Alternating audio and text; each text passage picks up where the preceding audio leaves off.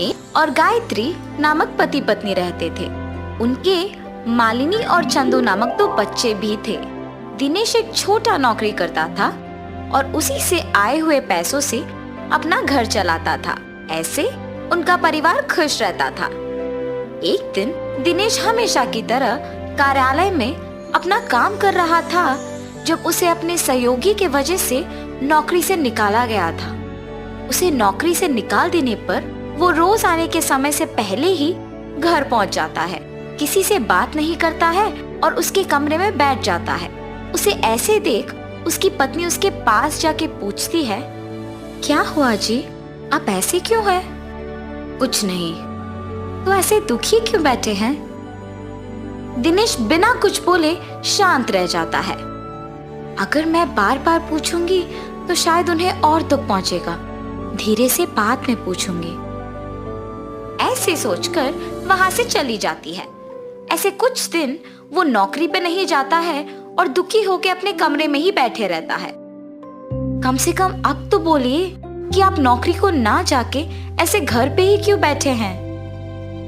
हाँ, इतने दिन नौकरी के वजह से ही अपने परिवार की देखभाल कर पाया हूँ, मगर अब वो नौकरी ही नहीं है। मुझे समझ में नहीं आ रहा कि मैं क्या करूँ। ऐसे बहुत दिन तक अपने पति को किसी से बात किए बिना दुखी रहते देख नहीं पाती है। किसी के नीचे काम करने की वजह से ही इन्हें निकाल पाए हैं ना। खुद से व्यापार करने का कोई तरकीब निकालना होगा, ऐसे सोचती रहती है। हाँ, ये तो एक अच्छा तरकीब है, ऐसे ही करना भला है। ऐसे एक योजना सोच के अपने पति को बताने जाती है। सुनिए, अब आपको ऐसे दुखी रहने की कोई जरूरत नहीं है।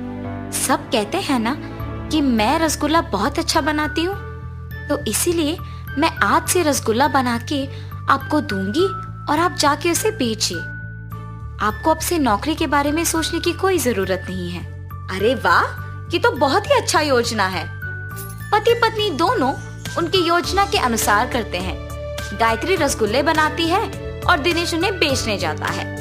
व्यापार अच्छा चलने पर और बहुत पैसे आने पर दिनेश बैठ के सारे पैसों का गिनती करते रहता है। पैसे तो बहुत आ रहे हैं, अब से मुझे हर रोज जाके रसगुल्लों को बेचने की कष्ट लेने की कोई जरूरत नहीं है।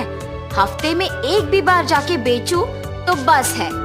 आए हुए पैसों से खुश रह सकते हैं। ऐसे सोचकर अगले दिन जब उसकी पत्नी रसगुल्ले तैयार करके रखती है तो वो अखबार पढ़ते रहता है। मैंने रसगुल्लों को बहुत पहले तैयार कर दिया है जी, अब तक आप नहीं गए?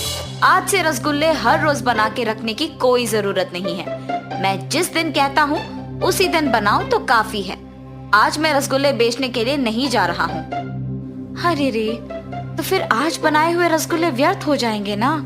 आज के लिए इनको बेच दीजिए ना। मुझे पूछे बगैर तुमने रसगुल्ले क्यों बनाए? इसीलिए इन्हें बेकारी होने दो।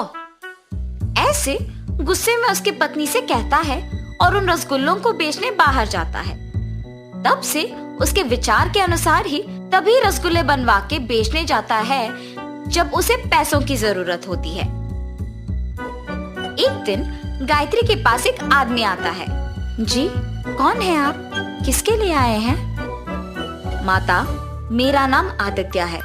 मैं पड़ोसी गांव में रसगुल्ले बेचता हूँ। जब मैंने सबको पूछा कि रसगुल्ले कौन अच्छा बनाता है तो एक औरत ने आपका नाम लिया, इसीलिए मैं आपको ढूंढते हुए यहाँ आया।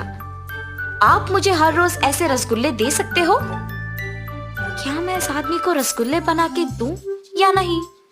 लेकिन पड़ोसी शहर में ही तो बेचेगा ना। ऐसे सोच में पड़ जाती है।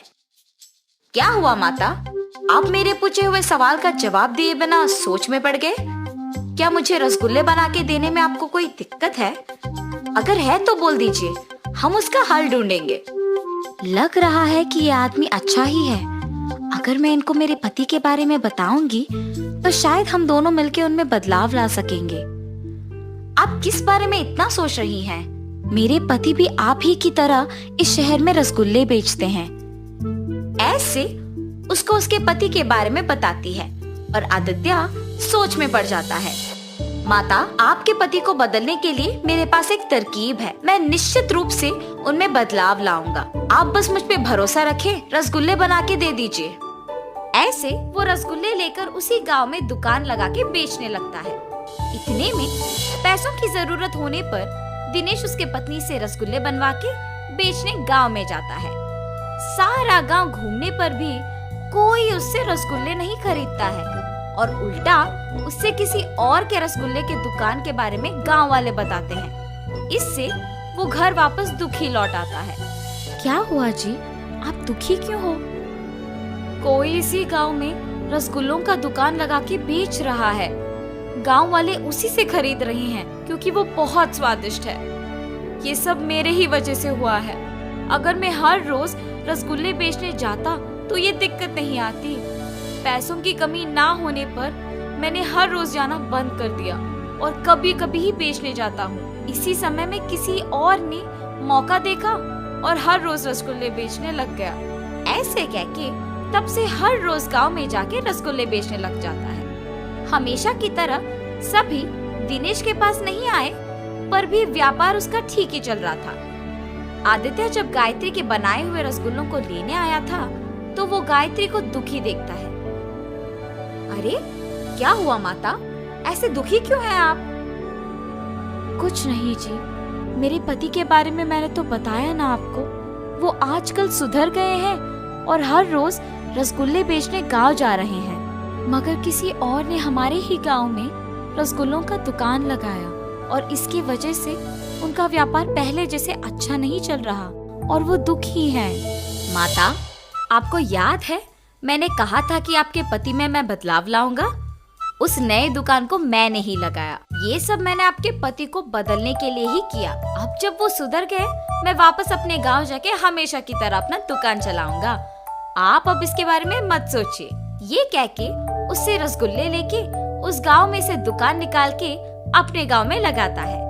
तब से दिनेश के रसगुल्लों का दुकान हमेशा की तरह भीड़ से भरी रहती थी, क्योंकि सारे गांव वाले उसी के पास आने लगे। वो तो मेरी किस्मत है कि उस आदमी ने उसका दुकान निकाल दिया, वरना बहुत मुश्किल हो जाता था। अब से मैं किसी और को ऐसे मौका नहीं दूंगा और हर रोज रसगुल्ले बेचने आऊंगा। उस दिन से दिनेश ध्यान से रसगुल्ले बेच के अपने परिवार के साथ खुश रहता था। और इस कहानी का नैतिक क्या है? आलस सबका दुश्मन है। अगर हम हमारा काम गर्व के वजह से ढंग से नहीं करेंगे तो कोई और हमारा